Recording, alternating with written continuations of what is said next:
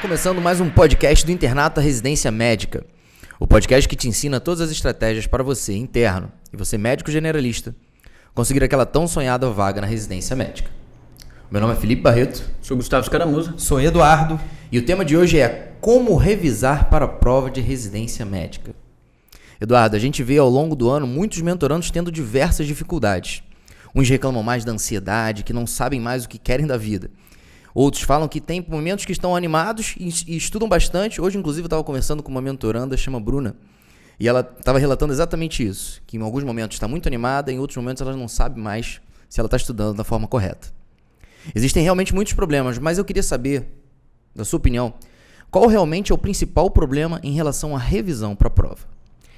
Então, Barreto, esse é um tema muito interessante. Esse era um dos primeiros temas que a gente tinha, né, a ideia de fazer nesse podcast. Eu acho que, se eu não me engano, é o primeiro episódio que a gente vai falar sobre uma metodologia realmente mais específica de preparação. A revisão todo mundo conhece, mas todo mundo conhece da maneira errada.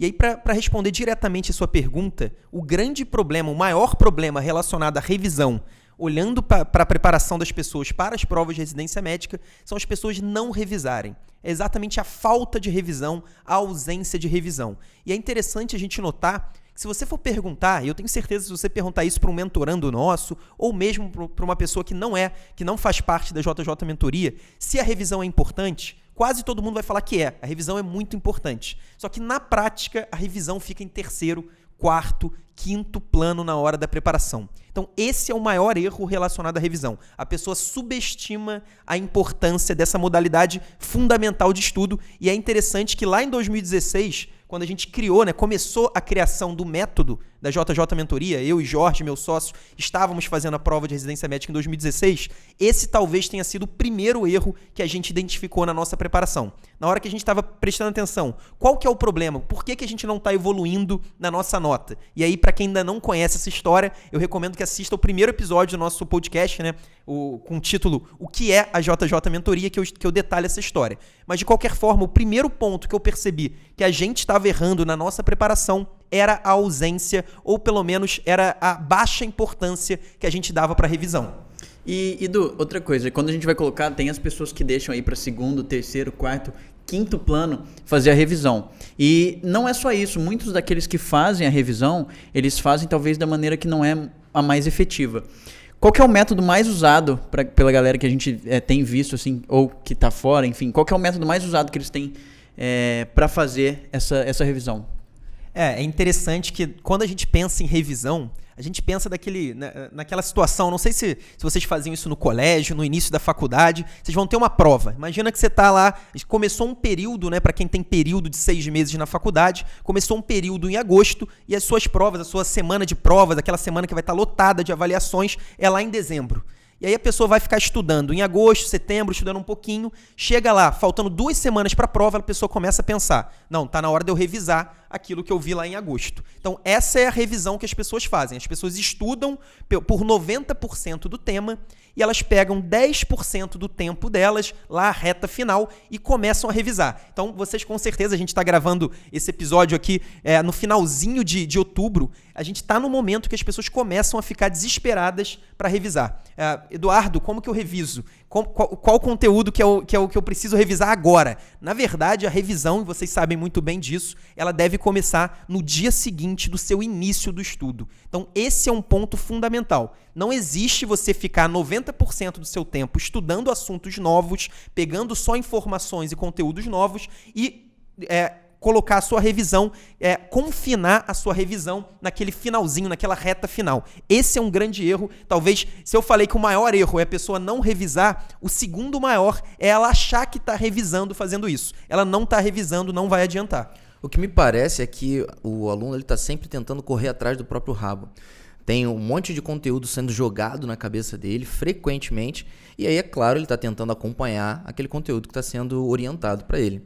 Acaba que os assuntos novos, eles têm um apelo maior do que a própria revisão em si, até porque o assunto novo ele não sabe nada, e teoricamente o assunto que ele já viu, ele teoricamente entende ali, já fez, enfim, questão, prova antiga.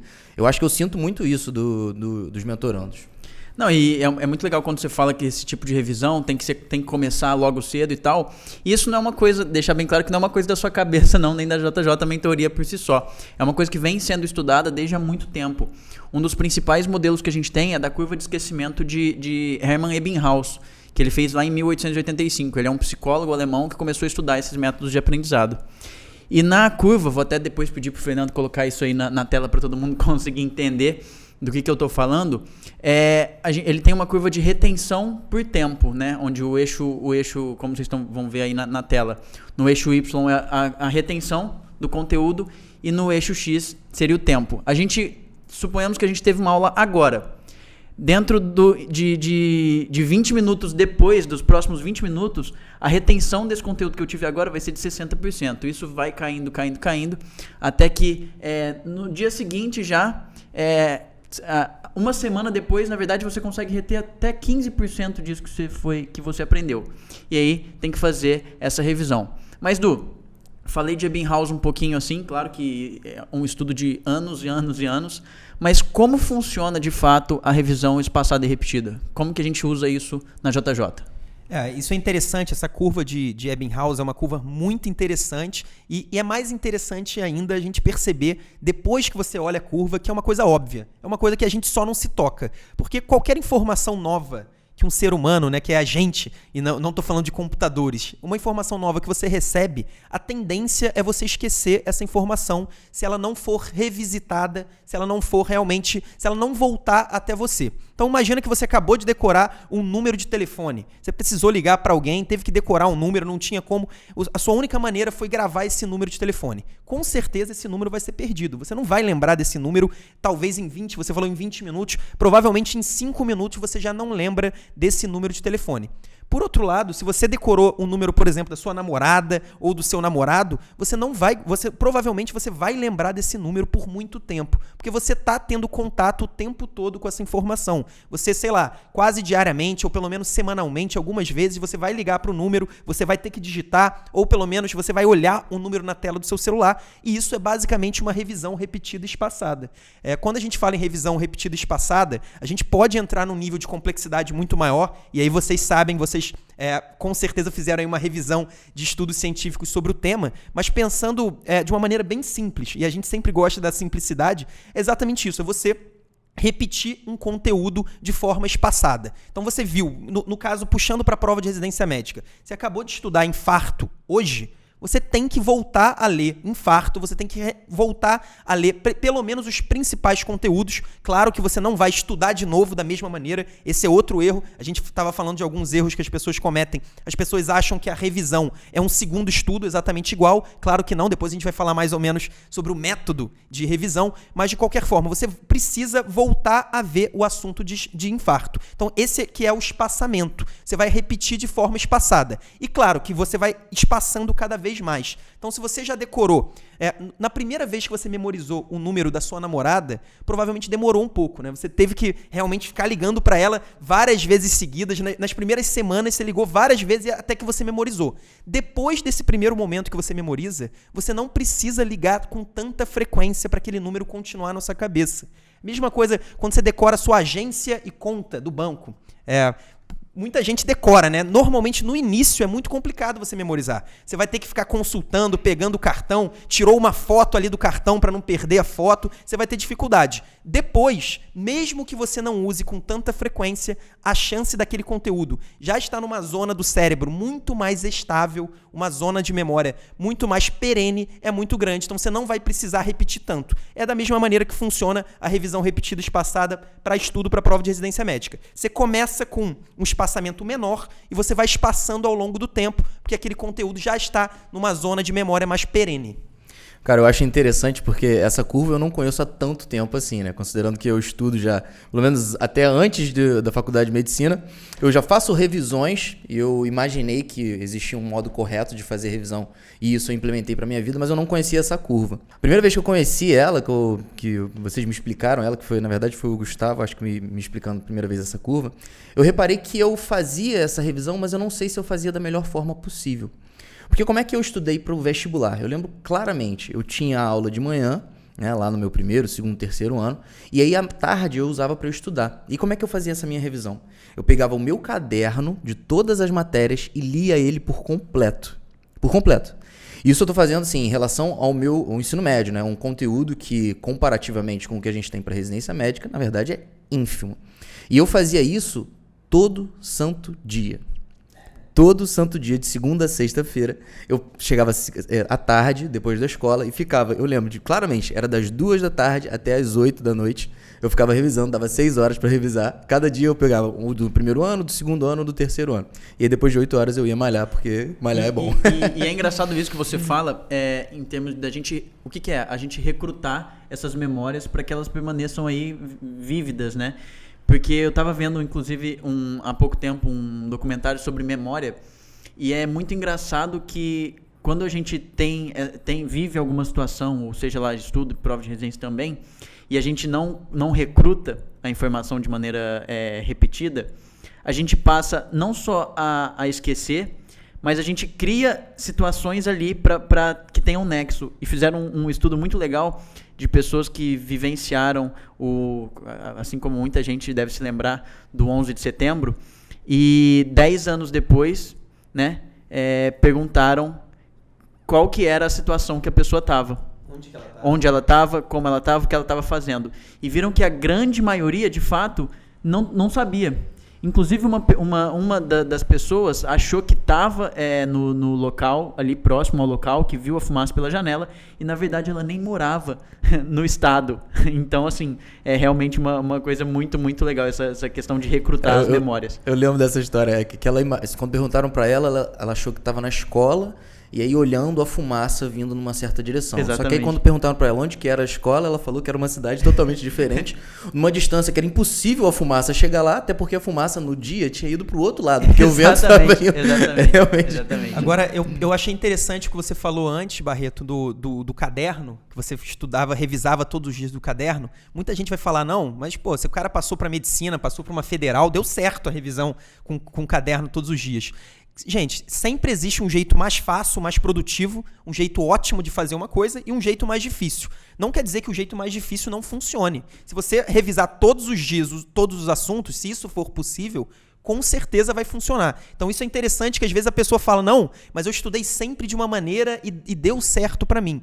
Nem sempre o que você precisava antes vai ser o que você vai precisar depois para atingir os seus objetivos. Eu até estava lembrando, eu conversei essa semana com um amigo meu, que ele vai para Assunção, no Paraguai. E aí ele estava com dificuldade de achar passagem de avião, estava muito caro. Ele falando, não, eu vou de carro para Assunção. Dá para ir para Assunção de carro? Dá para ir. Ele falou que são 23 horas do Rio de Janeiro, direto. Aí ele vai parar em Foz do Iguaçu. É possível você ir para Assunção de carro, mas de avião é muito mais fácil. Então, nem sempre a maneira mais difícil não quer dizer que não funcione. E aí, pegando esse gancho, até porque eu tenho certeza que um dos nossos assuntos vai ser os materiais, eu já vou aproveitar agora o gancho para falar sobre isso. Quais são os materiais? Porque você falou do caderno, e sem dúvida nenhuma, a maneira mais famosa, mais popular de se revisar é através do caderno. Quase todo mundo revisa através do caderno. Eu, que sempre fui uma pessoa que não fiz caderno, eu não tinha essa possibilidade. Então, eu nunca fiz caderno. Não quer dizer que é ruim fazer caderno, não. Eu nunca gostei de fazer. Mas, de qualquer jeito, o caderno não é o pior método de revisão. Também não é o melhor. O que eu falei que seria o pior, eu falei agora há pouquinho, que é exatamente você estudar de novo. Você fazer exatamente a mesma coisa que você fez para estudar, para revisar. E aí, por que o caderno não é tão ruim quanto isso? Porque o caderno, na teoria, são os assuntos mais importantes daquele tema. Então, se você está estudando infarto, você vai colocar lá os pontos mais importantes sobre infarto que você viu na aula. O grande problema nisso, do caderno, é que você vai fazer da sua cabeça. Então, você vai avaliar na hora, com a ajuda do seu professor, quais são os tópicos mais importantes daquela aula e vai anotar. Então, o caderno depende de uma clareza muito grande do aluno no momento da aula. Então, o grande problema é exatamente esse. Não quer dizer que o caderno é ruim, mas o caderno é perigoso porque você depende demais da sua própria capacidade de identificar os tópicos mais importantes. E aí, com certeza, uma pessoa vai me ouvir falando isso, mas e aí? O que eu faço? Você falou que não é para eu estudar de novo, não é para eu usar o caderno. Qual que é a outra alternativa? Existe uma maneira de você ter certeza certeza sobre quais são os tópicos mais importantes sobre cada assunto. Então tem uma maneira, se você olha essa maneira, você tem certeza quais são os subtópicos mais cobrados sobre infarto, quais são os subtópicos mais cobrados sobre asma, sobre DPOC, que é exatamente através das questões antigas de prova de residência médica. Qual que é o seu objetivo quando você está estudando para a prova de residência médica? É você ser aprovado na prova de residência médica, você ter um grande desempenho na prova. Então, não existe maneira mais óbvia e mais subutilizada do que as questões para você saber quais são os tópicos que merecem a revisão. E exatamente por isso, a melhor maneira de você revisar é através do efeito teste, é através das questões antigas. No nosso caso, a gente usa os flashcards também. Os flashcards têm o mesmo problema do resumo, então depende de quem está fazendo o flashcard. Se você não souber colocar os tópicos certos no flashcard, ele vai acabar tendo o mesmo efeito ruim do resumo. Se você souber, ele vai ser excelente, ele vai ser praticamente igual às questões. E aí a gente já falou, talvez, em alguns outros episódios, mas é interessante notar que o efeito teste não é só o melhor método de revisão para a prova de residência médica, é para qualquer coisa que você vai aprender. Então, se você quer melhorar como médico, se você quer realmente solidificar conhecimento médico prático, não existe nenhuma maneira melhor do que você praticar, do que você fazer o efeito teste. E no caso da medicina, seria você praticar a medicina. Você participar da prática do seu internato, você pegar um plantão como acadêmico, ou para o médico recém-formado, pegar um plantão em que ele tenha pelo menos algum acompanhamento, ele realmente pratique aquilo. A gente já citou aprendizado de línguas estrangeiras também, que sem dúvida nenhuma você vai aprender, você vai solidificar muito mais os conceitos, os conteúdos através da prática. Isso serve não só para a prova de residência médica, mas para qualquer coisa. Eu acho interessante que você falou sobre treinamento e apesar de nós sermos médicos e estamos acostumados a estudar com materiais de medicina, nós somos pessoas que vivemos num mundo formado de pessoas. Então a gente pode utilizar conceitos que são de fora da medicina para aumentar a nossa performance no nosso estudo. E aí quando você fala sobre treinamento, eu lembro muito da taxonomia de Bloom, que é uma metodologia de estudo, e ele faz não uma curva de retenção, mas pelo menos um percentual, uma proporção da quantidade de conteúdo que você retém depois de fazer um tipo de estudo. E é clássico quando ele diz que, por exemplo, quando você assiste uma videoaula ou discute com os amigos, você tem uma certa retenção. Mas ela vai gradativamente subindo à medida que você vai tendo uma coisa um pouco mais ativa, por exemplo, ensinando ou até mesmo praticando no dia a dia. Acho muito bom, por isso mesmo que eu acho interessante a gente conseguir fazer as questões e fazer prova antiga. Mas existe ainda uma dúvida. Lembra que eu falei para você que eu estudava todo dia a mesma coisa? E aí, para completar, beleza, a gente já falou sobre material importante. Agora, com qual frequência? Porque estava certo isso que eu fazia? Todo dia fazer a mesma coisa? Então, quando a gente fala de frequência, de periodicidade, esse é um dos tópicos que mais perguntam pra gente no Instagram, você sabe.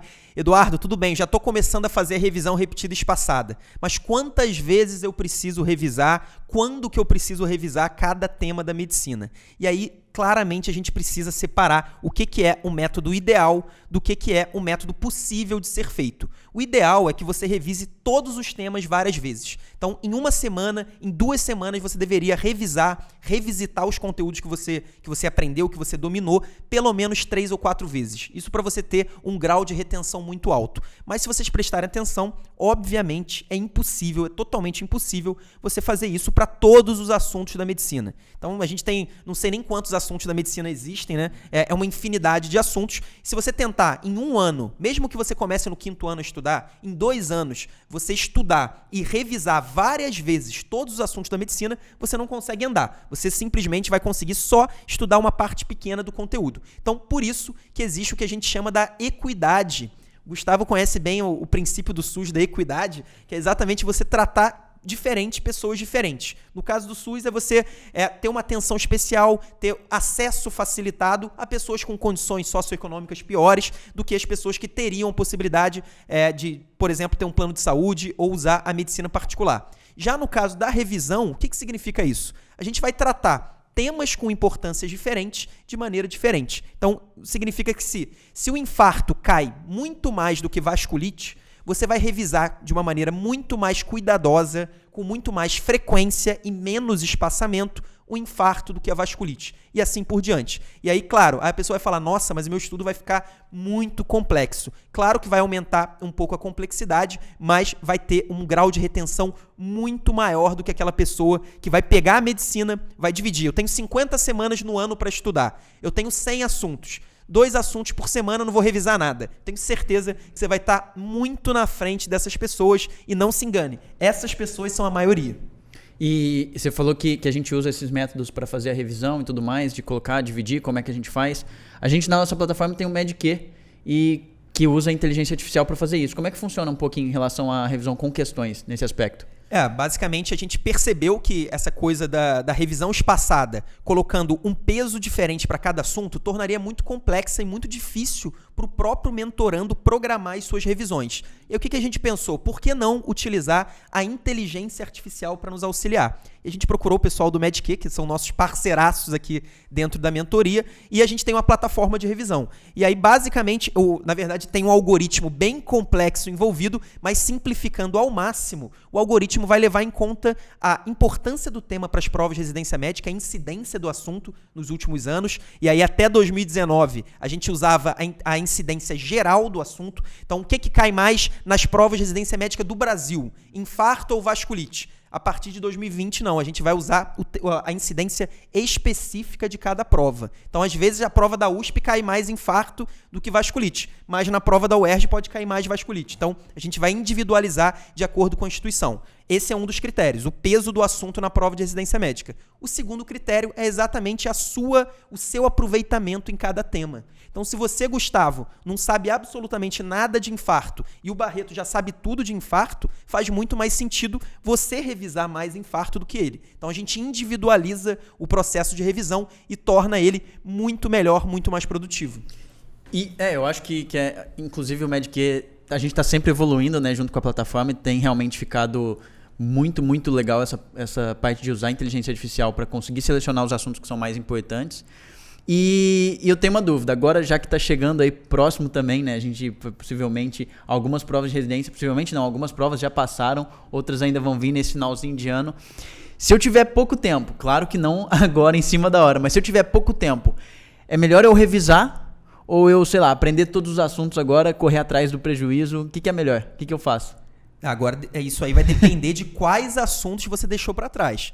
Por exemplo, se você ainda não estudou SUS, se você ainda não estudou estudos epidemiológicos, se você ainda não estudou síndromes glomerulares, são 3 exemplos de assuntos aí de primeira importância para a prova de residência médica, certamente vai valer a pena para você estudar esses assuntos pela primeira vez. Agora, o que acontece com a maioria das pessoas é que as pessoas já estudaram tudo.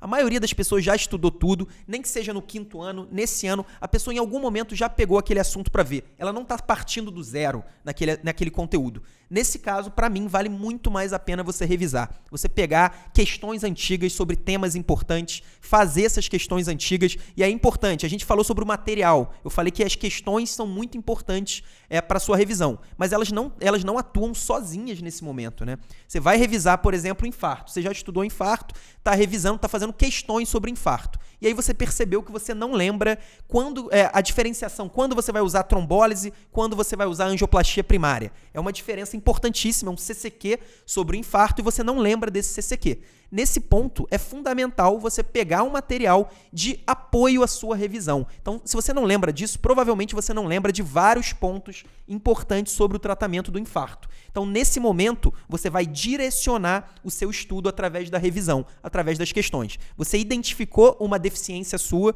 você não lembra angioplastia, trombólise, portanto, você não lembra, você não domina o tratamento do infarto. A partir desse erro identificado, dessa deficiência identificada, você vai buscar um material maior, que no nosso caso da mentoria, seriam os roteiros de estudo, nossos resumos, seriam as aulas, os nossos mapas mentais, para você resolver essa deficiência. Então, a revisão tem esse papel fundamental de direcionar o seu estudo e na reta final, e aí quando a gente fala de reta final, a gente já gravou um episódio sobre isso também, mas na reta final é o momento que a gente precisa de mais produtividade. A gente tem pouco tempo, então o nosso estudo tem que render mais obrigatoriamente. E nada vai render mais do que fazer questões, identificar problema e buscar a solução. É o famoso estudo ativo. Uma forma de identificar esses problemas é fazendo as questões e outra fazendo análise de prova. A pessoa pode ativamente, ela mesma, pegar as provas dos concursos que ela vai prestar e fazer uma análise de quais são os conteúdos e a forma que as perguntas são escritas. Mas na mentoria nós temos também análise de provas, umas cerca de 20, 25, 30.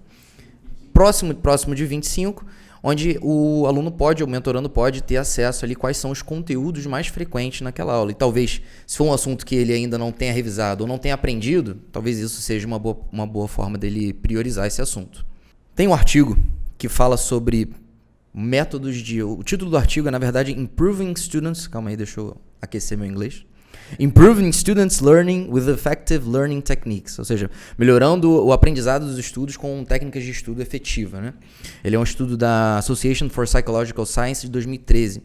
E ele fez um estudo comparativo de diversos métodos de estudo para ver qual que realmente é o melhor para aumentar a performance desses alunos. Eu não vou descrever ele todo aqui, mas o que eu acho interessante pontuar é que uma das formas que teve bastante performance para os alunos foi fazer uma revisão massiva. Como é que funciona essa revisão massiva? O cara, teoricamente, se a gente fosse pegar, por exemplo, um capítulo de infarto, o aluno leria ali o capítulo de infarto, seguido, epidemiologia, clínica, diagnóstico, tratamento. Quando chegasse no final, ao invés dele partir para um outro tipo de estudo, ele voltaria ao início e faria essa revisão novamente. Quando terminasse, iniciaria mais uma terceira vez. Isso me marcou porque parecia que, inclusive, o que eu fazia lá no meu vestibulando. E quando eu estava me preparando para o vestibular. E ele diz, realmente, funciona. Só que a custo de quê? Quanto tempo que você gasta fazendo isso? Quantas coisas você poderia estar fazendo que não somente fazendo esse tipo de revisão? E aí, nesse contexto, eu te pergunto, Eduardo, tem excesso de revisão? Existe porque, assim, no meu caso, claramente, eu hoje em dia acho que existe um excesso. Utilizando essa outra técnica a partir de estudos ativos, efeito teste, ainda assim existe excesso? É interessante a sua pergunta. Eu acho que só dá para a gente responder exatamente com o que você falou. A custo de quê? Isso aí que você perguntou é basicamente o conceito de custo de oportunidade. Então, se você está revisando todos os dias infarto, por exemplo, vamos continuar no nosso exemplo, eu tenho certeza que você vai chegar lá na hora da prova e vai acertar todas as questões da vida que caírem sobre o assunto. Só que o custo de oportunidade dessa sua metodologia é que você deixou de estudar e revisar diversos outros tópicos, diversos outros temas de grande importância. Então, o grande ponto para a gente saber se há ou não o excesso de revisão é um planejamento. O seu planejamento tem que cobrir um estudo, né? O estudo pela primeira vez, de todos os assuntos mais cobrados em prova de residência médica, e aí eu estou falando de pelo menos 90 assuntos, isso a gente pensando num estudo extensivo, né? De um estudo de no mínimo 1 ano. Então, o seu planejamento tem que cobrir esses assuntos e também ele tem que cobrir a revisão dos principais assuntos. E aí, desses 90, eu diria que pelo menos uns 60 tem que ser revisados algumas vezes, pelo menos 3 vezes ao longo do ano. E aí o excesso seria exatamente quando o seu processo de revisão te prejudica cumprir esse planejamento. Se o seu excesso, se você está revisando tanto que você não está conseguindo estudar esses 90 assuntos, não está conseguindo realmente distribuir o seu conhecimento, isso significa que você está cometendo um erro, você está cometendo um excesso de revisão. Mas o que eu posso falar é que deve ser umas cerca de 5 alunos no Brasil inteiro cometendo esse erro. A grande maioria está cometendo o erro contrário, o excesso de estudo e falta de revisão. Não, e é interessante você falar de custo de oportunidade, porque o custo de oportunidade, gente, não é só na prova de residência. Nós somos pessoas que temos outras diversas necessidades fisiológicas e de divertimento, de convívio social. E aí você fazer um tipo de estudo que você não tem uma performance alta, na verdade você está dificultando a sua saúde, porque você não tem tempo para se exercitar, né? Você não consegue fazer uma dieta legal, porque você não pode parar para cozinhar. Você não consegue ter um convívio social adequado, você não tem tempo para sair com seus amigos, trocar uma ideia e tomar uma cerveja, qualquer coisa desse tipo. Então eu acho que não é só a questão da performance na residência médica, mas sim a performance da pessoa em si para ela ter qualidade de vida. Não, concordo 100%, Barreto. E aí, claro, só de você ter qualidade de vida, na verdade, você perder qualidade de vida com um processo como esse, já seria uma justificativa válida. Você está se sentindo pior por conta disso. Mas, além disso, a gente sabe que se você não dorme bem, se você não tem tempo de se exercitar, se você não medita como você faz, você inevitavelmente vai ter uma performance pior também na prova. Então isso vai afetar a sua performance, não vai afetar somente a sua qualidade de vida, se você está se sentindo bem ou se sentindo mal. A verdade é que a nossa qualidade de vida influencia também na performance. Não, e já aproveitando esse gancho que você falou, do que se encaixa perfeitamente num outro estudo, numa outra análise de um biólogo molecular, que é o John Medina, em inglês, que ele estudava, e até tem um livro dele que chama The 12 Brain Rules, que ele coloca exatamente algumas. Ele é um especialista, ele tem PhD em desenvolvimento cerebral e tudo mais, da capacidade de cognição e tudo mais. Ele coloca alguns dos fatores que de fato melhoram a cognição e melhoram esse aproveitamento. Um deles é sobrevivência, que por si só o cérebro humano já desenvolve, que é um ser de convívio social. O exercício, sono, o estresse, né, que cérebros que estão estressados não aprendem da mesma forma. A conexão, que cada cérebro também se conecta de forma diferente, e por isso a gente deve aprender de forma diferente. Pessoas têm mais facilidade com o aprendizado de algumas formas ou de outras.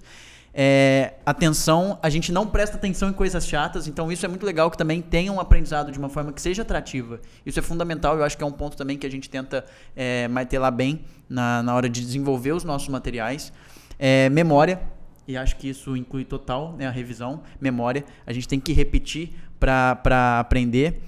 A integração do sensório, você tentar incluir vários sentidos, para estimular vários sentidos e conseguir. Por isso podcast, por isso as aulas, o visual, escrever, marcar questão, ouvir, isso é fundamental.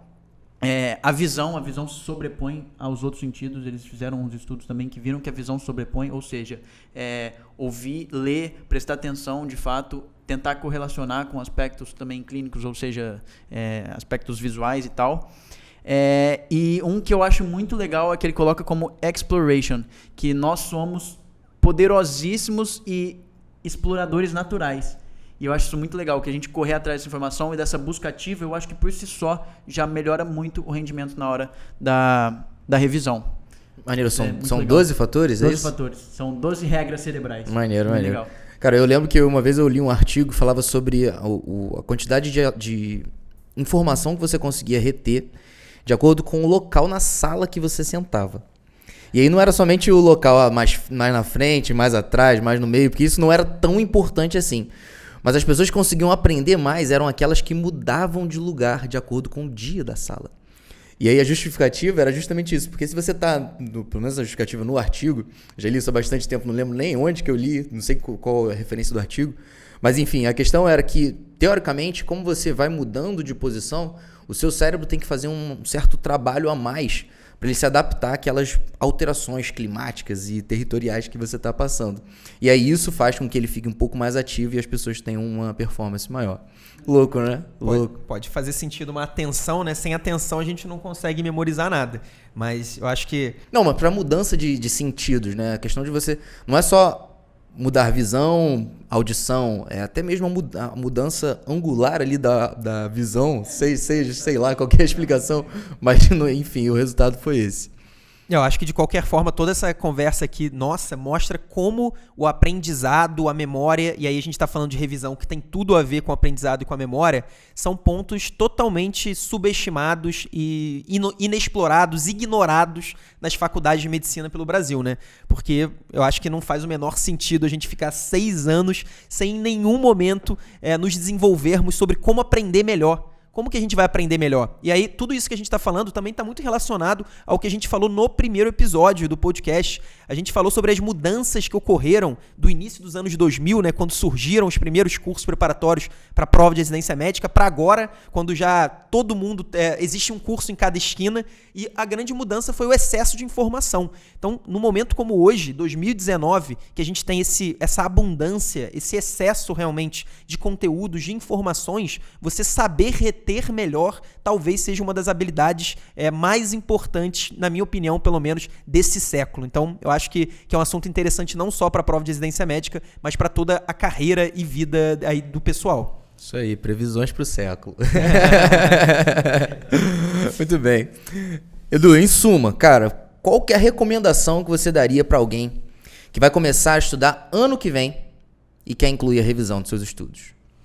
Isso é importantíssimo, que a gente falou muito da teoria, né? Colocando na prática como você faria o processo de revisão. Tudo começa por um planejamento. Então você tem que começar um ano se planejando. Qual é o seu objetivo no final do ano?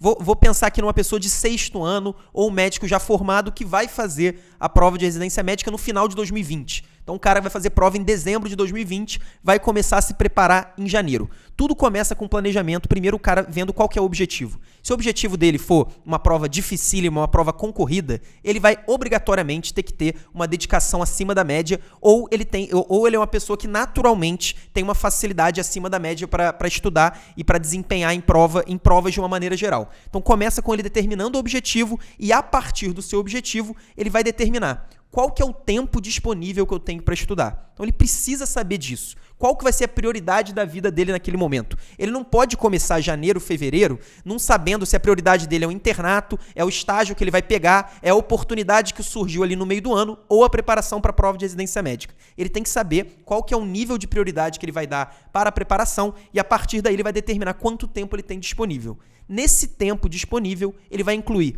o estudo, pelo menos uma vez, de mais ou menos 95, 92 temas na prova de residência médica. É mais ou menos o que a gente tem na mentoria, por isso que eu tenho esse número mais exato. Então, são os tópicos de relevância média, relevância alta ou relevância muito alta na prova de residência. E aí, claro, a gente tem estatística, normalmente a gente divulga isso no workshop, que inclusive vai sair no ar, né? Vai pro ar em janeiro, do dia 20 ao dia 26 de janeiro. Vocês podem olhar isso aí para olhar os temas mais importantes, mas você não precisa ter os assuntos exatos. Eu tenho certeza que a maioria das pessoas já sabe quais são os temas que caem mais. Às vezes a estatística é até superestimada. A pessoa quer saber o tema exato, mas ela já tem uma noção. E com essa noção já é possível ela planejar o ano. E além do planejamento, do estudo desses 90 temas, a pessoa tem que se planejar para revisar esses assuntos. E aí eu colocaria mais ou menos uns 50, 60 assuntos para você se programar para revisar pelo menos 3 vezes ao longo do ano. Então você não vai revisar menos do que 3 vezes os assuntos mais importantes. Talvez os fundamentais, que são aqueles realmente de relevância muito alta, você deva revisar ainda mais ou menos umas 5 vezes.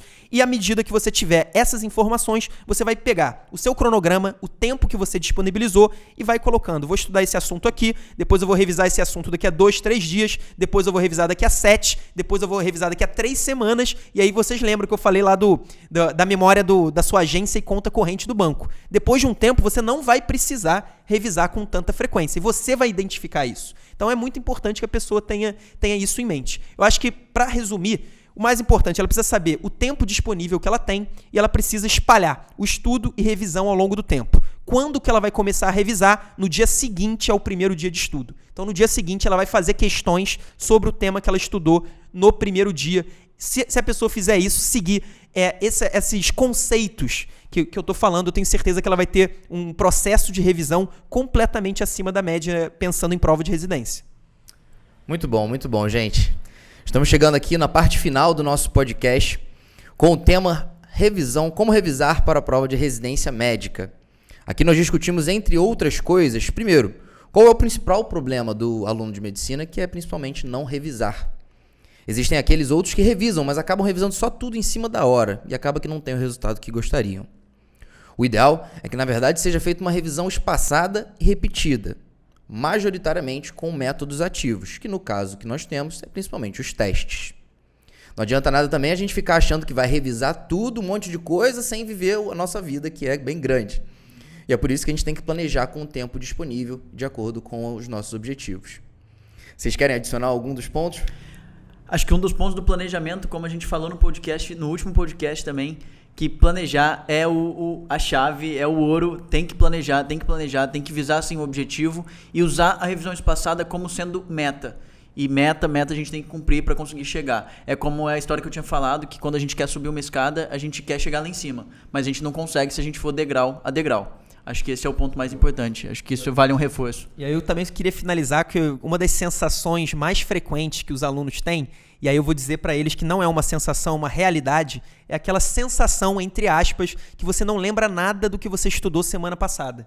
Hoje a gente provou que, na verdade, não é uma sensação, é a realidade. É a realidade. E só existe uma maneira de você mudar isso. revisando. Você vai lembrar de tudo que você estudou? Claro que não. O Gustavo falou aí, o percentual, na verdade, retenção, inevitavelmente, ele tende a ser baixo. Mas se uma pessoa tem um percentual de 1% e você tem um percentual de 40%, isso faz toda a diferença. Então, a única maneira de você não esquecer pelo menos os assuntos mais importantes que você estudou nas semanas passadas é você revisando. Beleza, Garela, é isso mesmo. Sigam a gente no Instagram, se quiserem consumir mais conteúdo da JJ Mentoria. Temos YouTube, Spotify, quase todos os lugares que você procurar a gente vai estar lá. Bota no Google que acha. Bota no Google que acha. Isso aí. Esse foi o podcast do Internato Residência Médica. Podcast que te ensina todas as estratégias para você interno, você médico generalista, conseguir aquela tão sonhada vaga na residência médica. Meu nome é Felipe Barreto. Sou Gustavo Escaramuza. Sou Eduardo. Até a semana que vem.